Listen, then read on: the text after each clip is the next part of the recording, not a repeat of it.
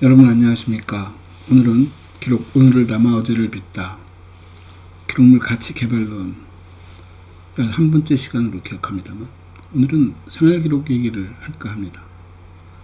우리가 기록 얘기하면 지난 시간에도 쭉 얘기했었지만 주로 기록 연구사, 기록 관리사를 양성하는 기관이고, 그러다 보니까 주로 행정기록에 초점이 맞춰지고, 행정기록이란 그 굉장히 잘 체계화되어진 공간 속에서 생산되어진 메타데이터와 같은 역할을 하는 그런 기록물들을 우리가 다루어 왔습니다.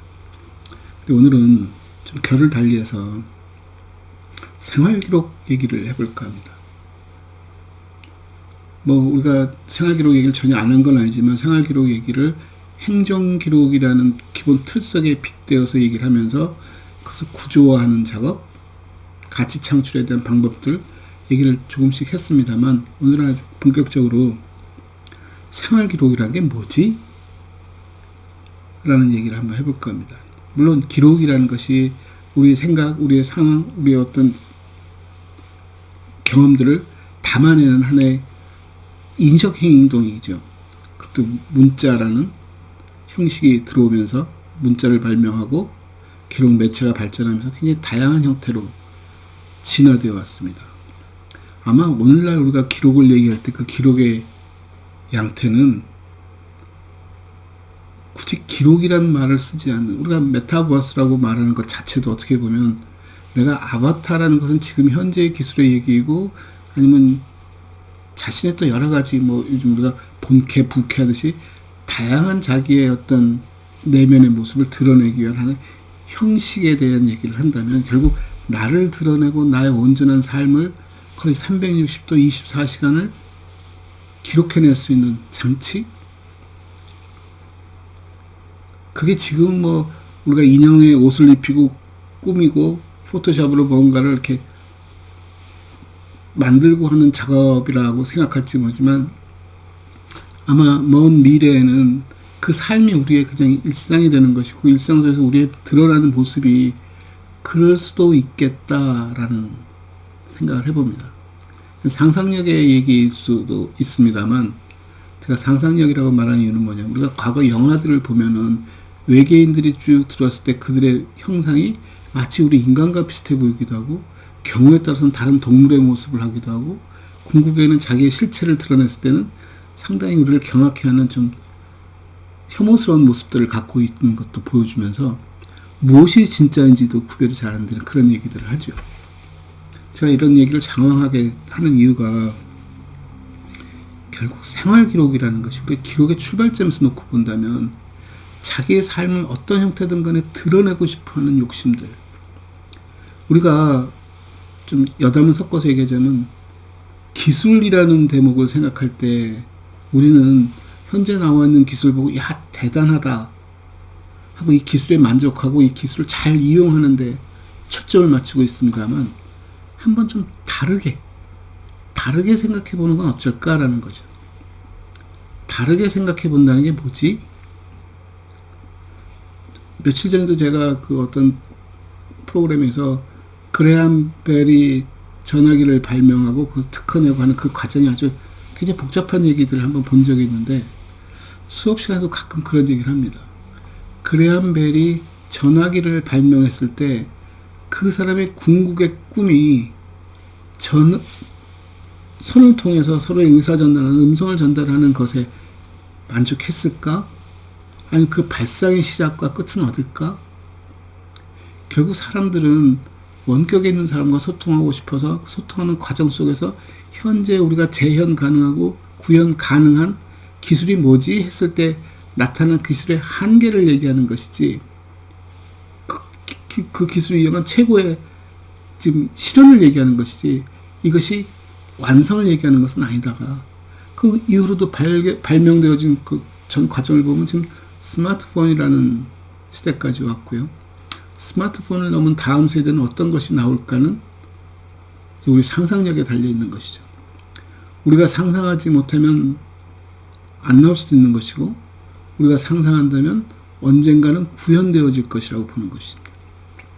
그렇듯이 인간이 기록을 하기 시작한, 기록을 발명했다 그럴까요? 기록, 우연히 어떤 것을 새기고 흔적을 남기고 하는 행위에서 그것에 대한 좀 더 구체적이고 좀 더 뭔가 소통을 완벽하게 하고 싶은, 전달하고 싶은, 남기고 싶은 욕구들에 의해서 우리가 기록을 만드는 일들이 생겨났다면 그런 것을 우리가 그냥 폭넓게 생활기록,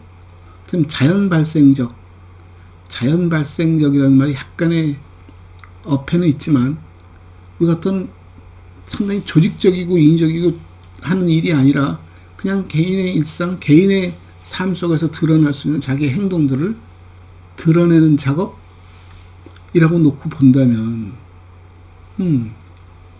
그럴 수 있어. 그런 기록들을 무엇을 기록했을까 하는 것과 이 시대에 와서 그런 기록들이 왜 의미를 가질까? 두 가지가 이제 궁금한 거죠. 무엇을 기록했을까? 이제 어떻게 기록했을까는 무엇을 기록하느냐에 따라서 사람의 욕구가 달라지고 표현의 기술들이 조금씩 진화해 왔겠지만 결국 그 기록이라는 것은 생존에 관한 것이었을 것이고 초기에는 그 생존이 나중에는 자기의 어떤 기억을 담보하기 위한 작업일 것이고 그 기억을 담보하는 행위에서 얻는 어떤 즐거움, 의미 그런 것이 점점 부각되어지면서 이제 조직적으로 아까 자연발생적이라고 말씀을 드렸지만 어느 정도는 의도성을 갖는 기록들도 만들어지고 있다라고 놓고 본다면 문제는 기록이라는 것 자체가 형식이 없는 것이고 또 매체도 제한적이지 않다는 것입니다. 그럼에도 불구하고 우리가 생활기록을 논하고 생활기록에 대한 가치를 논하려면 기록을 일단 들여다봐야 되겠죠. 그 기록을 들여다본다는 것은 기록의 형태적인, 매체적인 부분도 있을 수 있고 기록이 담고 있는 컨텐츠, 내용적인 부분도 있을 것이고 그런 것들과 나를 어떻게 연관지을 수 있을까? 아니, 그런 것과 우리를 어떻게 연관지을 수 있을까에 대한 얘기죠. 왜냐하면 우리가 기록이 나의 사적인 기록이라면 나의 선에서 모든 것이 해석되고 이해되어진다는 겁니다. 예전에 제가 도서관 부관장을 막 시작하고 얼마 안 됐을 때 약학대학 교수님 한 분이 은퇴하신 교수님이 저를 찾아오신 적이 있습니다. 자기가 정년을 하고 나서 자기가 그동안 연구했던 것과 그동안 모았던 모든 자료들을 정리하려고 들여다보니까 너무 복잡하더라. 신문 스크랩도 있고 연구 논문도 있고 페이퍼들도 있고 뭐 별별 것들이 다 있는데 이걸 어떻게 정리해야지 좋겠느냐라고 물어보더라고요. 그러면서 이제 도서관에서 사용하고는 어떤 그런 형태들, 기록들이 있는지에 대해서 이제 궁금해 하시길래 많은 시간 얘기를 나누면서 결론은 무슨 결론을 냈냐면 선생님이 원하시는 방법대로 진행하시라고 선생님 생각대로 진행하시고 선생님 생각대로 모으는 게 제일 나을 거라고. 왜 제가 그 말씀을 드렸냐면 개인의 기억은 점점 희미해지긴 하지만 개인의 기억은 자기의 어떤 큰 카테고리 지난번에 우리가 행정을 얘기했듯이 모든 기억과 모든 행동 등은 자기의 구조 속에서 움직입니다. 자기가 갖고 있는 어떤 틀, 그 틀은 자기의 어떤 뭐라 그럴까요?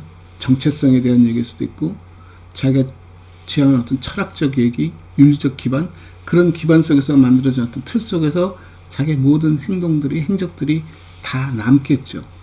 그것을 일부러 애써 생산해낸 것이 우리가 말하는 기록이라면 또는 그런 기록들을 조직하는 행위라면 결국 자기의 틀 속에서 작업을 해야 하는데 도서관이나 기관들에 얘기하면 굉장히 일반화되고 표준화된 얘기를 하지만 그건 내 생활과 좀 동떨어진 얘기일 수 있기 때문에 자기의 생각은 자기의 틀 속에 잡는 게 제일 좋습니다.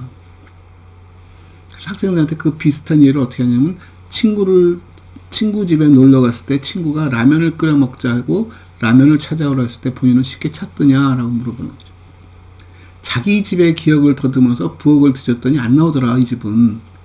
라면이 다른 데 있더라. 이 집은 팬트리라는 곳이 있기도 하고 뭐 다른 곳에 라면이 들어있기도 하더라고요. 왜 그러지 하고 알아봤더니 이 집에는 어린 동생들이 있어서 그 어린 동생들이 라면을 쉽게 꺼내 먹지 못하게 좀 부모님이 감춰두거나 높은 데 얹어놓거나 해서 보통 일반인들이 생각하는 라면의 위치는 다른 위치에 있더라.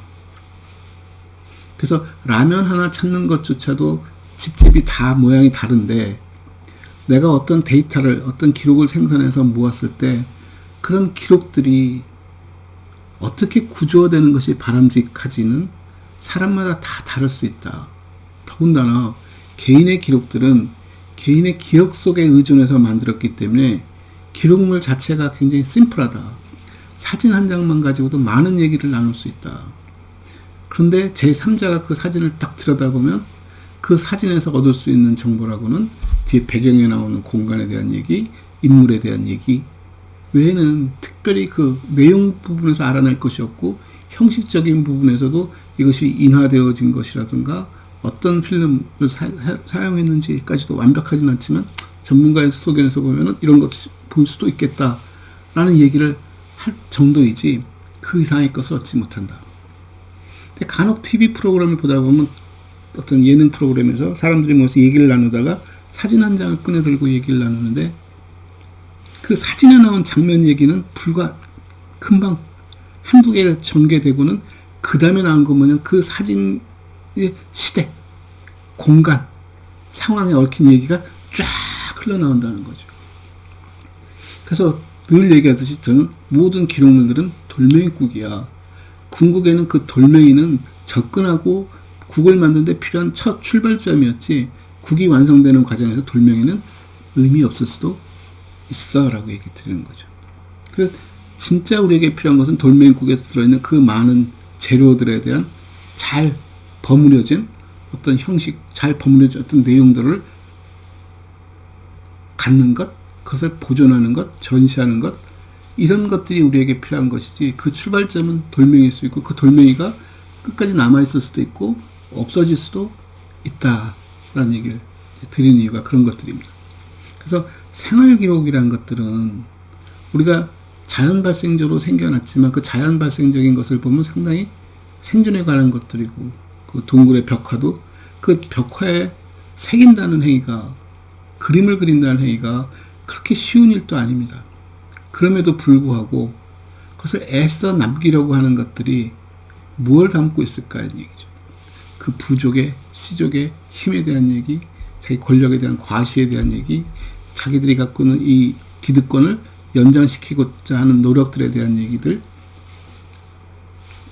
그것이 이제 확장되어지면 이제 우리가 말하는 조직적인 일들이 일어나는 것이고, 그 이제 소소하게 그 생활, 자기들의 개인에 대한 문제들이 그렇게 이제 표출되어지는 거겠죠.